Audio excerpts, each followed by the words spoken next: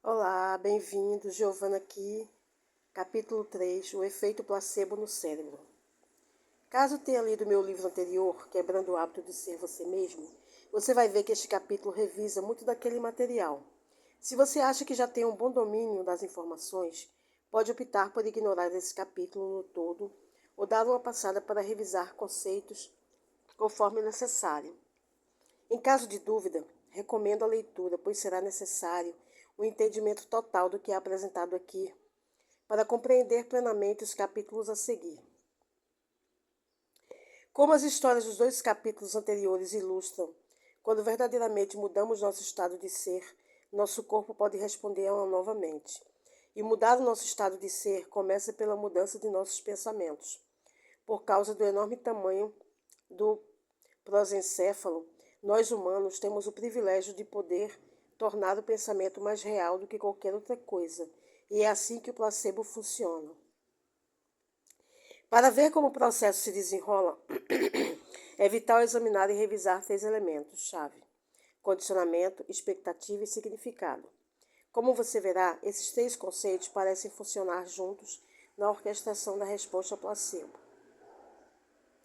Expliquei o condicionamento, o primeiro elemento, na discussão sobre Pavlov, no capítulo anterior. Para recapitular, o condicionamento acontece quando associamos uma lembrança passada, por exemplo, tomar uma aspirina, com uma mudança fisiológica, livrar-se de uma dor de cabeça, porque experimentamos muitas vezes. Pense nisso da seguinte forma: se você percebe que está com dor de cabeça, essencialmente fica consciente de uma mudança físico-fisiológica no ambiente interno. Você está sentindo dor. A próxima coisa que faz automaticamente é procurar algo no mundo externo. Nesse caso, uma aspirina, para criar uma mudança no mundo interno. Poderíamos dizer que foi o estado interno, sentir dor, que o levou a pensar em alguma escolha passada, na ação tomada na experiência ocorrida na realidade externa que mudou como você se sentia, tomar uma aspirina e obter alívio. Assim, o estímulo ou pista do ambiente externo, chamado aspirina, cria uma experiência específica. Quando a experiência produz uma resposta ou recompensa fisiológica, ela altera seu ambiente interno. No momento em que percebe uma mudança no ambiente interno, você presta atenção ao que estava no ambiente externo e causou a mudança. Esse evento, no qual algo fora muda algo dentro de você, é chamado de memória associativa. Se continuarmos a repetir o processo vezes e mais vezes, o estímulo externo pode ficar tão forte ou reforçado pela associação que podemos substituir a aspirina por uma pílula de açúcar que se pareça com uma aspirina, e ela produzirá a resposta interna automática, diminuição da dor de cabeça. Essa é uma das maneiras como o placebo funciona.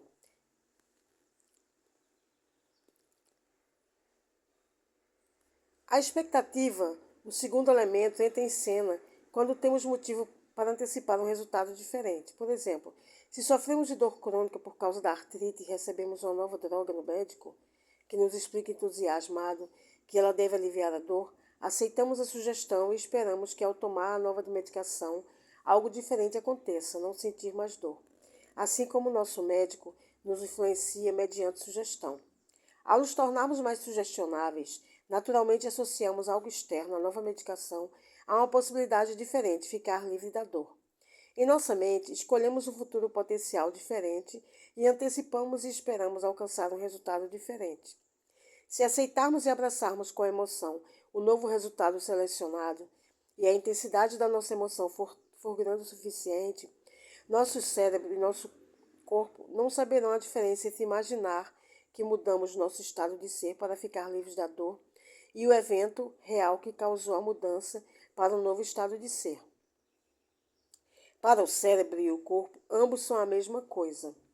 Consequentemente, o cérebro dispara os mesmos circuitos neurais que dispararia se o nosso estado tivesse mudado, se a droga funcionasse para aliviar a dor, enquanto libera substâncias químicas semelhantes no corpo.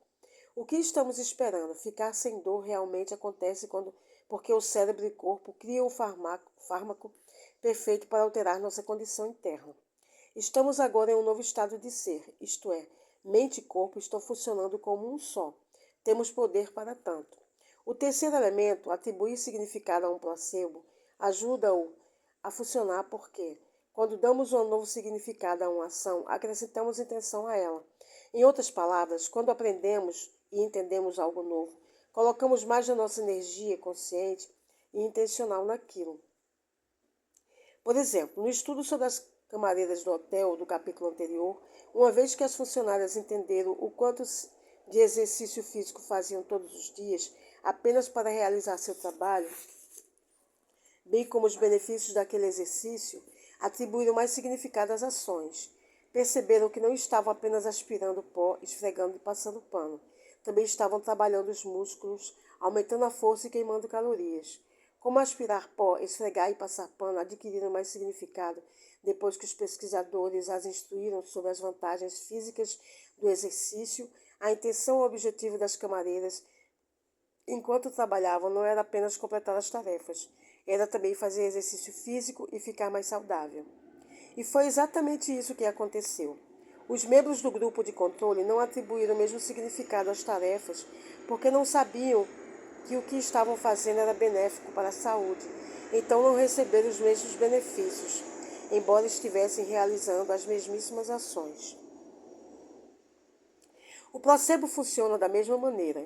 Quanto mais você acreditar que determinada substância, procedimento ou cirurgia funcionará porque você foi instruído sobre os benefícios, maiores serão suas chances de reagir ao pensamento de melhorar a saúde. Em outras palavras, se você colocar mais significado por trás de uma possível experiência com uma pessoa, lugar ou coisa em seu ambiente externo, a fim de mudar seu ambiente interno, maior a probabilidade de mudar seu estado interno só pelo pensamento. Além disso, quanto mais você conseguir aceitar um novo resultado relacionado à sua saúde, porque você foi instruído sobre as possíveis recompensas do que está fazendo, mais claro o modelo que criará em sua mente e mais bem preparado seu cérebro e seu corpo para replicar esse modelo.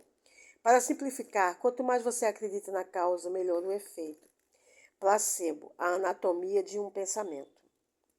Se o efeito placebo é uma função do pensamento que pode mudar a fisiologia, poderíamos chamá-lo de poder da mente sobre a matéria. Talvez devêssemos examinar nossos pensamentos e como interagem com o nosso cérebro e corpo. Vamos começar com os pensamentos diários pessoais. Somos criaturas de hábito. Pensamos em torno de 60 mil a 70 mil pensamentos por dia, e 90% são os mesmíssimos que tivemos no dia anterior. Levantamos pelo mesmo lado da cama, passamos pela mesma rotina no banheiro, penteamos o cabelo da mesma maneira, sentamos na mesma cadeira enquanto ingerimos o mesmo café da manhã e seguramos nossa caneca com a mesma mão, percorremos o mesmo trajeto para o mesmo trabalho e fazemos as mesmas coisas que sabemos como fazer muito bem, com as mesmas pessoas que apertam os mesmos botões emocionais todos os dias. E então nos apressamos para voltar para casa, para podermos checar o e-mail apressados, para podermos jantar às pressas, para nos apressarmos para assistir aos nossos programas de TV favoritos, para escovar os dentes na mesma rotina apressada, antes de deitar e podermos nos apressar de ir para a cama no mesmo horário para que possamos nos apressar e fazer tudo de novo no dia seguinte. Se parece que eu disse que vivemos grande parte da nossa vida no piloto automático, está corretíssimo. Pensar os mesmos pensamentos nos leva a fazer as mesmas escolhas. Fazer as mesmas escolhas nos leva a demonstrar os mesmos comportamentos. Demonstrar os mesmos comportamentos nos leva a criar as mesmas experiências.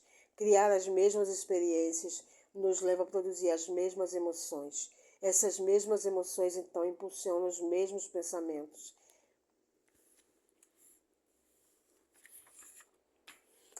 Como resultado desse processo, consciente ou inconsciente, sua biologia permanece a mesma.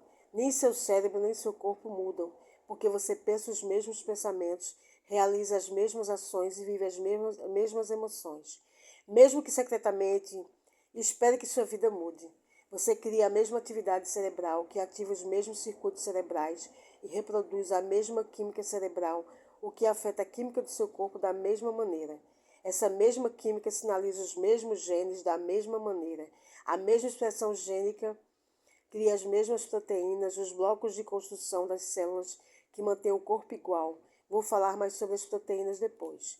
Como a expressão das proteínas é a expressão da vida ou da saúde, sua vida e saúde permanecem as mesmas.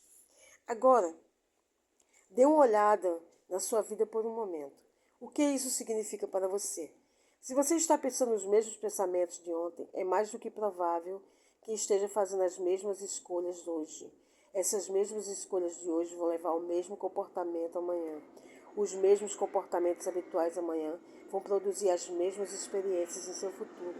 Os mesmos eventos em sua realidade futura vão criar as mesmas emoções previsíveis para você o tempo todo. Como resultado, você se sentirá igual todos os dias. Seu ontem se torna seu amanhã. Assim, seu passado é seu futuro. Se você concorda comigo até aqui, poderíamos dizer que o sentimento familiar que acabei de descrever é você, sua identidade ou personalidade. É o seu estado de ser, e é confortável, livre de esforço e automático. E é o você conhecido, que, para ser franco, vive no passado. Quando você mantém esse processo redondamente diariamente, porque você acorda de manhã, antecipa e recorda a sensação do você de todos os dias, esse estado conhecido de ser acaba por impulsionar apenas os mesmos pensamentos que o influenciarão a desejar o mesmo ciclo automático de escolhas, comportamentos e experiências a fim de chegar àquele sentimento familiar que você considera você. Assim, tudo continua igual na sua personalidade. Se essa é a sua personalidade, então sua personalidade cria sua realidade pessoal. Simples assim. Sua personalidade é composta pela forma como você pensa, age e sente. Assim, a personalidade atual que está lendo nesta página criou a atual realidade pessoal chamada de sua vida. Isso significa que se você quer criar uma nova realidade pessoal, uma nova vida, tem que começar a examinar ou pensar sobre os pensamentos que você tem pensado e mudá-los. Você deve se tornar consciente dos comportamentos inconscientes que escolheu demonstrar e que levaram às mesmas experiências, e a seguir deve fazer novas escolhas, adotar novas atitudes e criar novas experiências. Você deve observar e prestar atenção às emoções que memorizou e que vive todos os dias e decidir se viver de acordo com essas emoções dia após dia é amoroso com você. Veja bem, a maioria das pessoas tenta criar uma nova realidade pessoal com a mesma velha personalidade, e isso não funciona. Para mudar sua vida, você tem literalmente que se tornar outra pessoa. Fique ligado na ciência de respeito que respalda esse processo.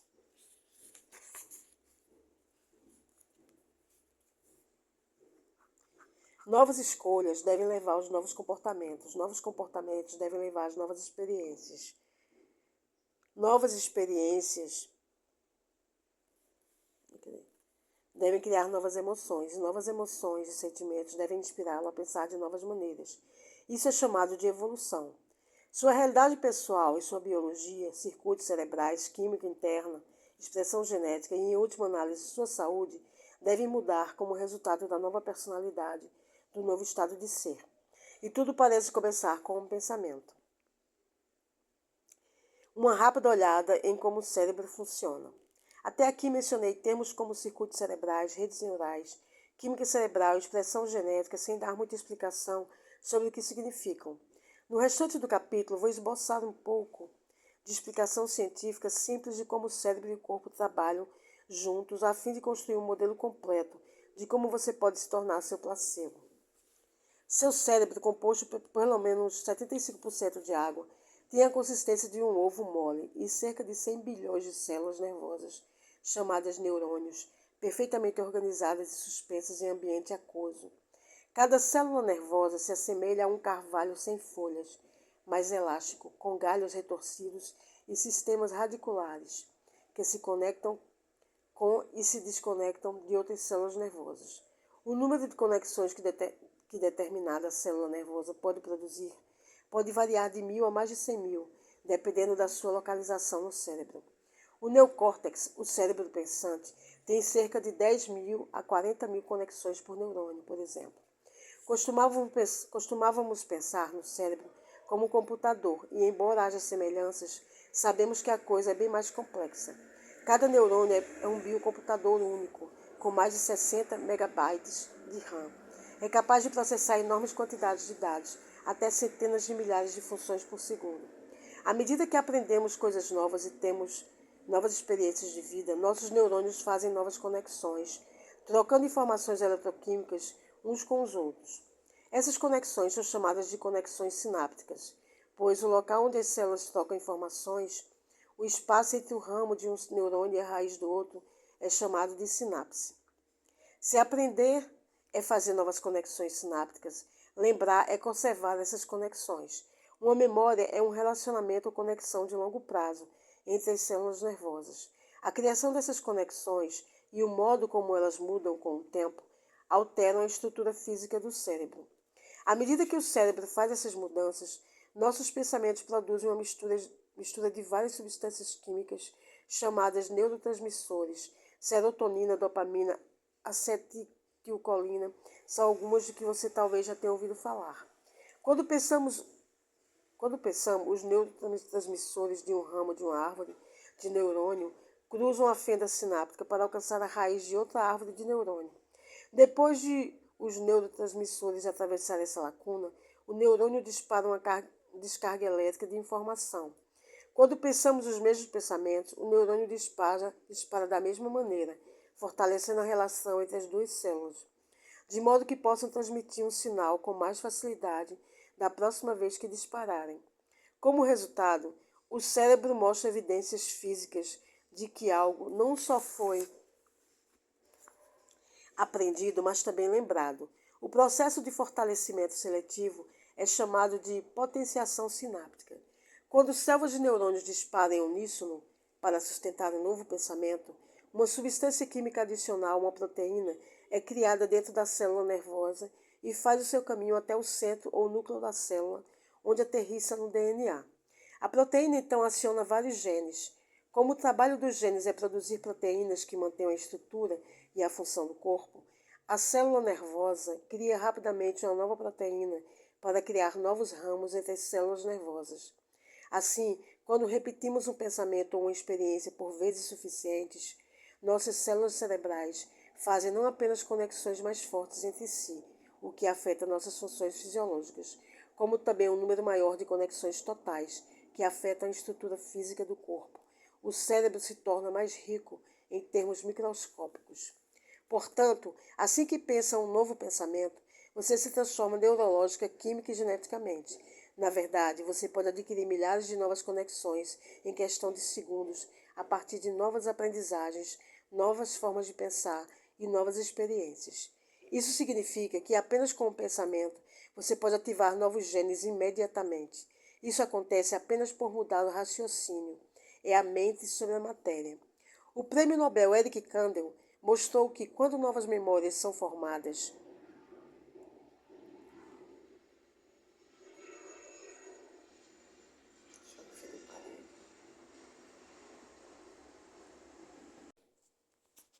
o número de conexões sinápticas nos neurônios sensoriais estimulados duplica para 2,6 mil.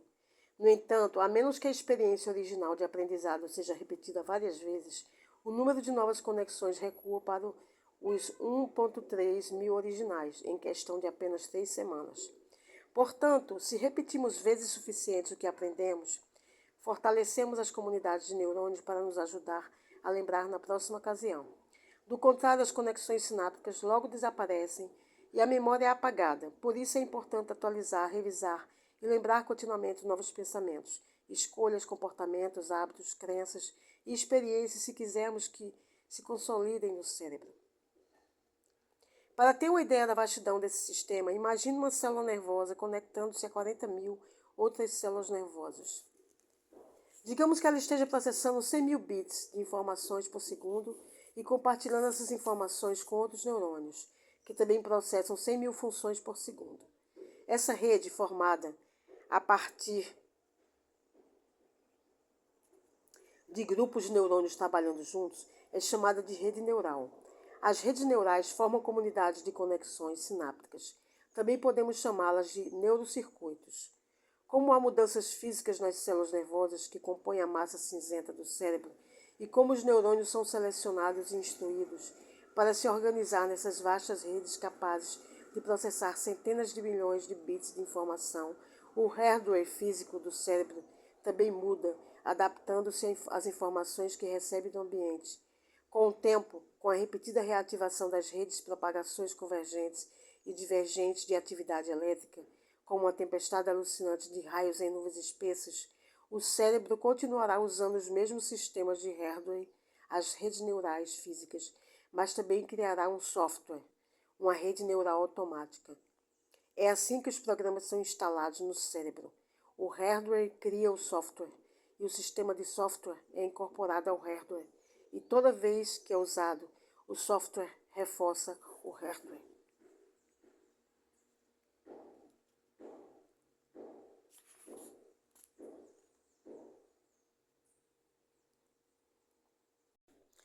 Então, quando você pensa os mesmos pensamentos e sente os mesmos sentimentos o tempo todo, porque não está aprendendo nem fazendo nada novo, seu cérebro dispara os neurônios e ativa as redes neurais nas mesmas sequências, padrões e combinações. Eles se tornam programas automáticos que você usa de modo inconsciente todos os dias. Você tem uma rede neural automática para falar um idioma, para fazer a barba ou se maquiar, para digitar no computador, para julgar seu colega de trabalho e assim por diante, porque executou essas ações tantas vezes que elas se tornaram praticamente inconscientes. Você não precisa mais pensar de modo consciente a respeito. Acontece sem esforço. Você reforça esses circuitos com tanta frequência que eles se tornam permanentes. As conexões entre os neurônios ficam mais coladas, formam-se circuitos adicionais e os galhos se expandem e ficam mais espessos. Do mesmo modo que podemos fortalecer e reforçar uma ponte, construir novas estradas ou ampliar uma via expressa para acomodar mais tráfego. Um dos princípios mais básicos da neurociência afirma: células nervosas que disparam juntas se conectam juntas. À medida que seu cérebro dispara repetidamente da mesma maneira, você reproduz o mesmo nível mental. Segundo a neurociência, a mente é o cérebro em ação ou em funcionamento. Assim, podemos dizer que, se você lembra a si mesmo de quem você pensa que é diariamente mediante a reprodução da mesma mente, você está fazendo seu cérebro disparar da mesma maneira e vai ativar as mesmas redes neurais por anos a fio. No momento em que se chega na metade dos 30 anos, o cérebro se organizou em uma assinatura muito definida de programas automáticos, e esse padrão fixo é chamado de identidade. Pense nisso como uma caixa dentro do seu cérebro. É claro que não há uma caixa de verdade dentro da sua cabeça. Mas é seguro dizer que pensar dentro da caixa significa que fisicamente você conectou seu cérebro em um padrão limitado, conforme ilustrado na figura 3.6. Ao reproduzir repetidamente o mesmo nível mental, o conjunto de circuitos disparado com mais frequência, neurologicamente mais conectado, predetermina quem você é como resultado da sua vontade. Neuroplasticidade. Nosso objetivo precisa ser pensar fora da caixa para fazer o cérebro disparar de novas maneiras. É isso que significa ter uma mente aberta. Sempre que você faz seu cérebro funcionar de maneira diferente, você está literalmente mudando sua mente. Pesquisas mostram que, à medida que usamos o cérebro, ele cresce e muda graças à neuroplasticidade, a capacidade de se adaptar e mudar quando aprendemos novas informações. Por exemplo, quanto mais os matemáticos estudam matemática, mais ramos neurais brotam na área do cérebro usada para a matemática. Depois de anos se apresentando em sinfonias e orquestras, músicos profissionais expandem a parte do cérebro associadas a habilidades musicais e de linguagem.